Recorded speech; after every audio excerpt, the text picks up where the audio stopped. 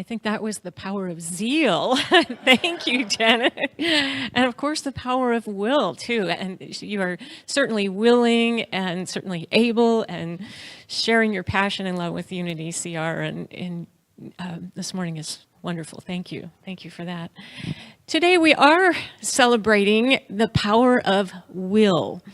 And that's one of those powers that's always been a little tricky for me. We get into the willing, which is like being kind and saying yes and all that good stuff. And then we have the willful, which is being stubborn and having to have your own way.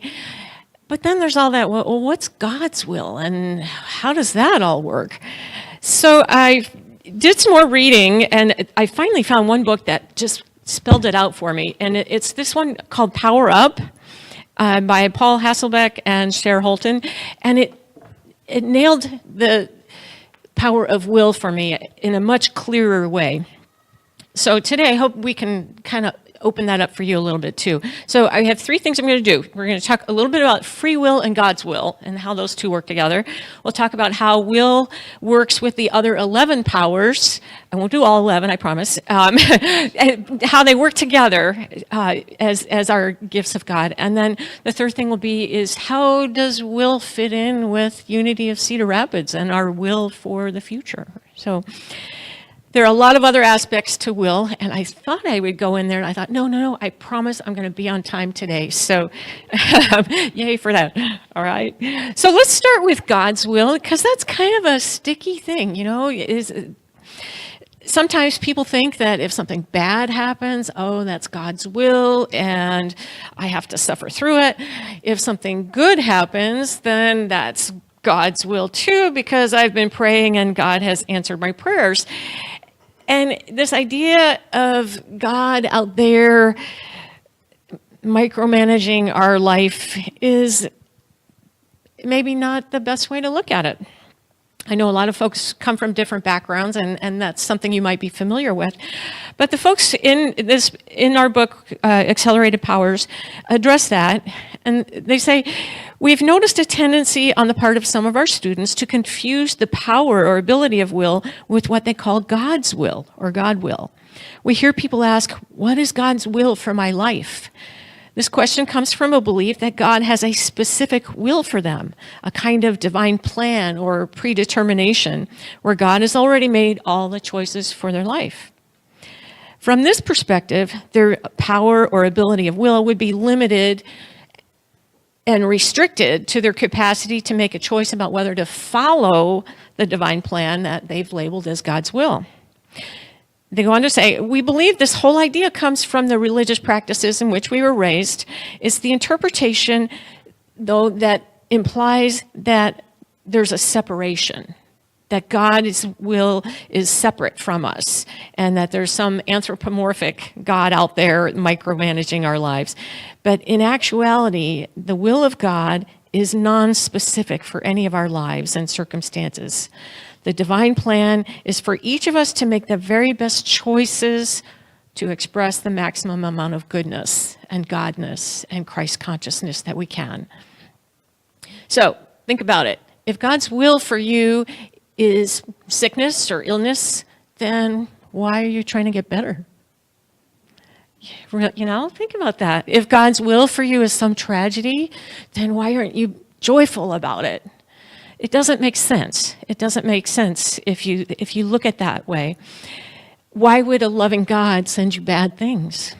And Jesus asked those same questions in Matthew chapter 7, verses 9 through 12. He says, or what, I actually wrote this on my paper so I wouldn't have to dig through this, but I'll dig through it anyway, just so I look more like I'm supposed to read the Bible here. I do have it marked. So Matthew chapter 7. See, all right. Or what man of you, if his son asks him for bread, will give him a stone? Or if he asks for a fish, will give him a serpent? If you then know how to give good gifts to your children, how much more will your Father who is in heaven give good things to those who ask? So instead of thinking of God as this person out there that dishes out good or evil depending on how good you are, or if you think of God as the good, as the only good, then you're surrounded in that goodness. You're surrounded by God all around you, and you just have to accept it. You just have to say yes to it. So our power of will then is the ability to choose good. The ability to choose good in your life. It's really that simple. It's not easy at all, but it is very simple. You've heard me and refer to Eric Butterworth, where he talks about God as like electricity. You can't see it. It's out there. And you have the choice whether to flip the switch and turn on your good or sit in the darkness. It's a choice. It's a choice. You always have that choice.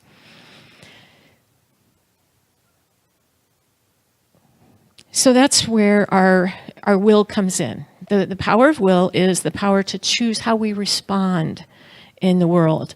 It's our decision-making power. Some of the other books on the 12 powers say it's the executive of our mind, making the decisions. So here is a good Bible verse that I found that's really, it kind of explains it well. This is in Matthew chapter 13. And we're going to walk through it a little bit here. Let me just get through this. Can't have the book and my notes at the same time. Okay, this is the parable of the sower. A sower went out to sow, and as he sowed, some seeds fell along the path, and the birds came and devoured them. Other seeds fell on rocky ground where they had not much soil, and immediately they sprang up, since they had no depth of soil. But when the sun rose, they were scorched, and since they had no root, they withered away. Other seeds fell upon thorns, and the thorns grew up and choked them. Other seeds fell on good soil and brought forth grain, some 100-fold, some 60, some 30. Now, when Jesus talked in these parables, sometimes the folks didn't get it. They said, what the heck does that mean? And so Jesus explained this particular one. He has several parables of sowers, but this is one where he actually did go in and explain it. So I'll tell you what Jesus said on each of those 4 places where the seed fell, and then I'll show how it works with our power of will. So Jesus said, when anyone hears the word of the kingdom and doesn't understand it, the evil one comes and snatches away what is sown in his heart. This is what was sown along the path. You know, how the birds came and took the seed. So and now this is me. So you have all this good around you. Good is everywhere, but you don't want to see it. You don't want to understand it. You don't want to ask questions. And so you don't experience it. It's a choice.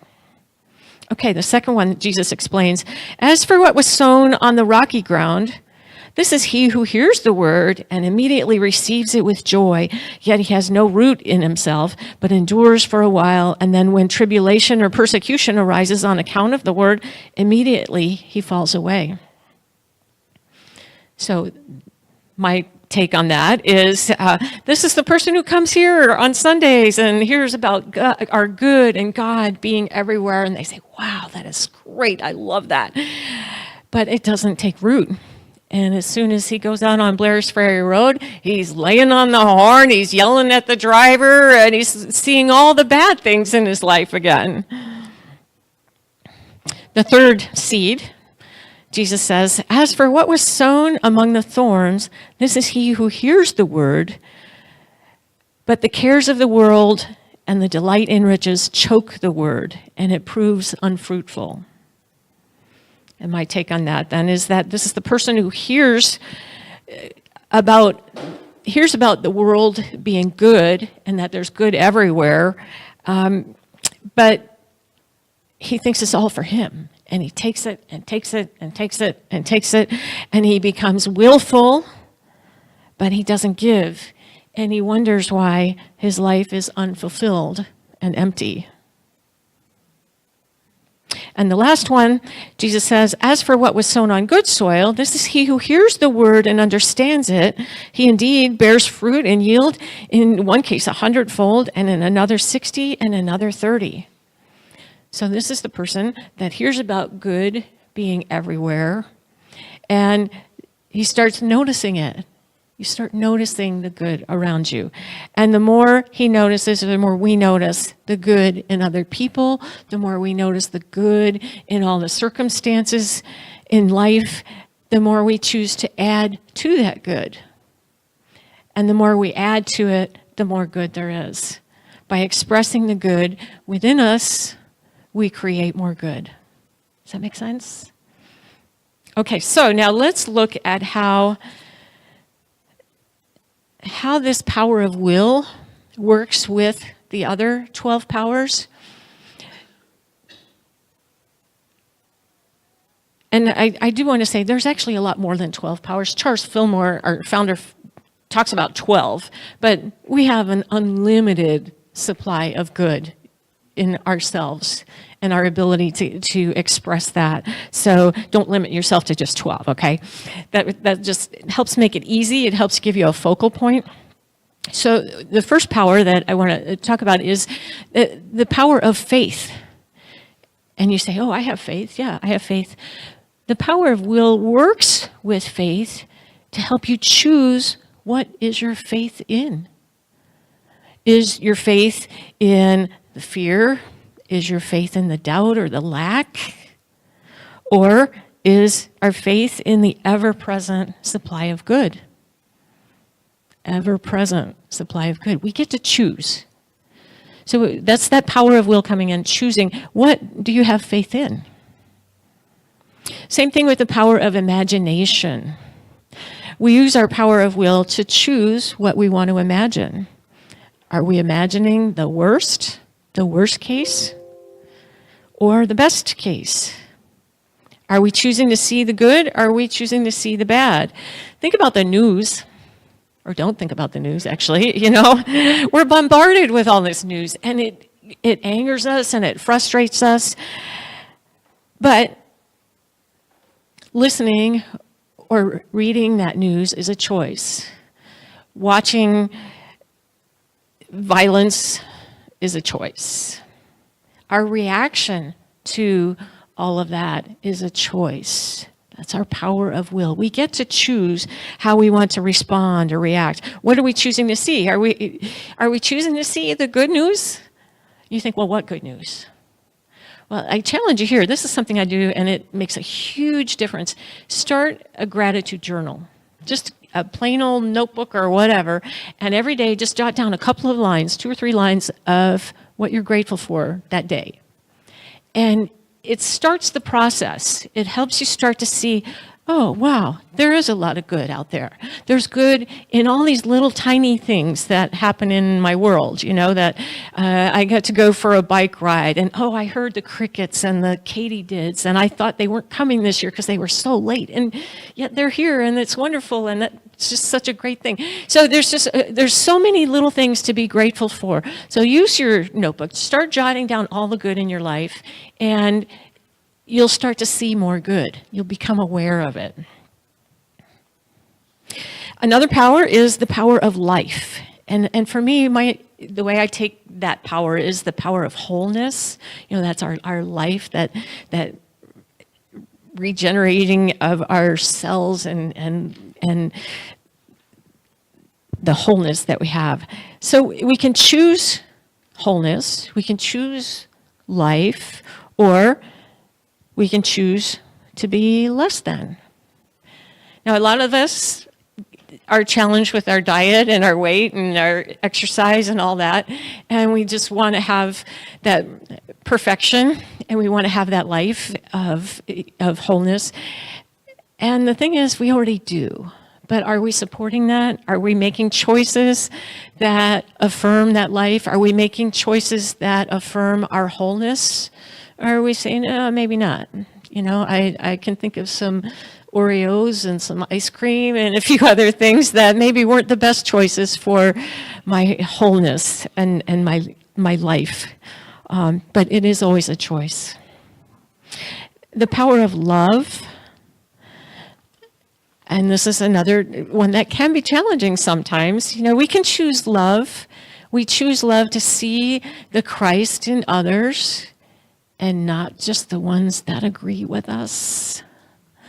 We can choose to see the Christ. We can choose to see the good in everyone.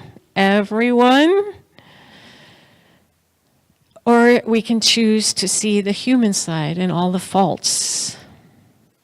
In our relationships, we can choose the power of will. We use the power of will to choose whether to escalate a problem or an argument, or we can choose to de-escalate it.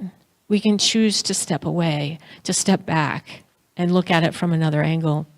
It's a choice. We have that choice. We also have the power to choose who we love and how we love. That's our will. That's our will. Eric Butterworth, in his book, Discover the Power Within You, shares a funny example of this woman who prays for this man to love her, and she prays and she prays and she prays, and she finally gets this guy, and 6 months later, she's praying to get rid of him. So how do you know? What is the will? What is it? What is the good? Was it good to keep praying for that one guy? And Butterworth says, no, instead of praying for a particular man or a particular woman, you pray to express your love more fully. You pray to see the Christ in everyone. Then you are choosing love. So there's a difference. When you make that choice, you can get so specific that it's impossible to do, but you can also choose to see the greater good and the best way to express that. I'll let you go through some of the other powers. There's a power of order, the power of power, which is our thoughts and words and actions. There's power of strength. How do you choose your strength? There's a couple others that are connected with will very closely, and that is the power of understanding and the power of wisdom.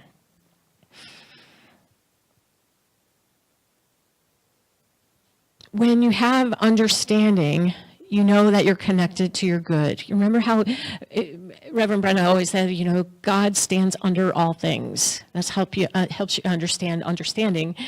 God is present everywhere. There is good at all times. Our human selves want to say, oh no, we're doomed, or that's so bad, that's so awful. But our God self, our will, says and chooses to say, God is in the midst. Good is in the midst. There is a blessing. There will be a blessing. And I choose to look for that, or even just to know it.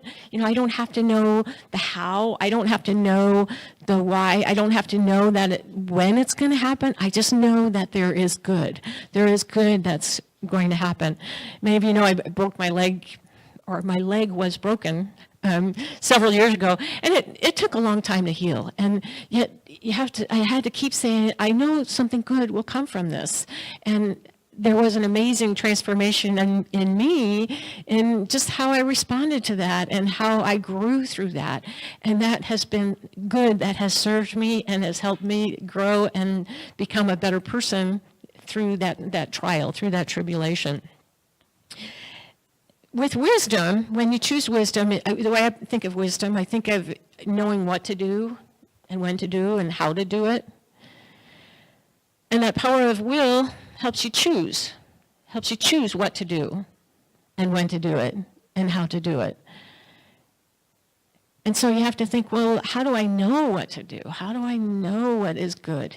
And it comes back to what is the greater good? It's not just what is right for me in this particular moment. What is the greater good? What is the best good?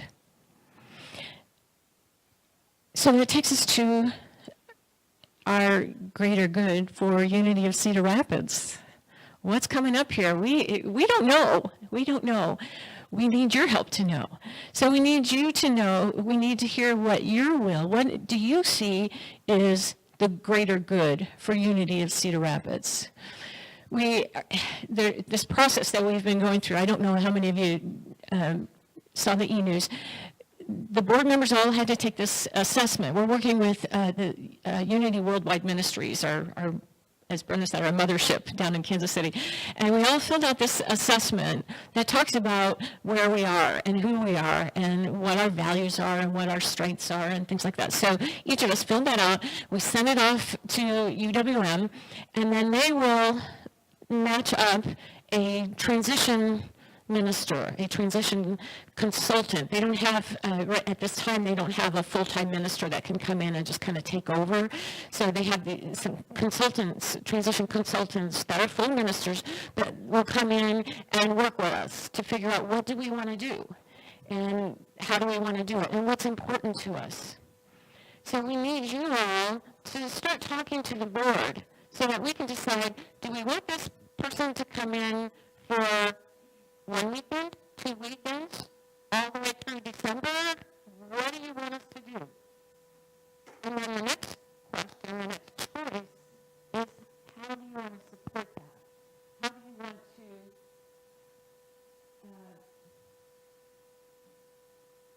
how do we want to be? How do we want to express our good? You know, that's a prosperity lesson in itself. It's not just what you get. It's not just speaking out there, but it doesn't work unless you express yourself. It doesn't work unless, when you pray, you move your feet. It doesn't, you don't want to sit there and say, yeah, my good is here. No, you have to express your good. You have to go out and get it, and you have to be willing to share it. Oh, is that real? Is that real? Yes. Just a second. We just completely lost the live stream there. Sorry. Kind of picked up the start of time.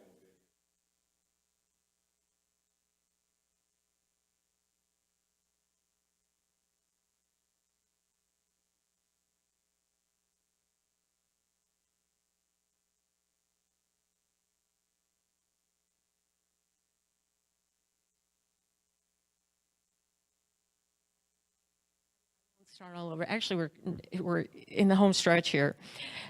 I want you to think about what Unity is, what you are here for. Unity was started 94 years ago, and it was started as a small group of people getting together and to study and to share and to lift each other up. And we still have that. We still are that, right? We're all here to get together. We're here to help each other and to support each other and to build each other up and to help us get our thinking back on track, because there's so many things pulling at us to go a different direction. And we come here to get centered, to get focused. And I had to think about this a little bit. It's like, we come here, it's our 1 hour without cell phones. It's an hour to sing. It's an hour to listen, to stand and sit near each other, to give a handshake or a hug, or just to make eye contact and smile to each other. Those are things you can't really do so well with an emoji and a cell phone. You can fake it, but it's not the same. It's not the same. We share a meal, or a cup of coffee, or we stand in the truth for somebody's wholeness when somebody's hurting. We offer love and acceptance with no strings attached. We give someone a hand when they're struggling, and we see the good when appearances say, I don't see it. We stand in the truth for each other, knowing that there is good there, and we will help find that. We have a lot of choices ahead of us, and we will use our will, and we'll match it with our understanding and our wisdom. And we need you to tell us what you want Unity Cedar Rapids to be, and together we'll get there, because we'll use our power of will. One of the things we have to do, though, is we pray, and that's something that we do in Unity. Unity's founded on prayer. So let's take a few minutes and pray.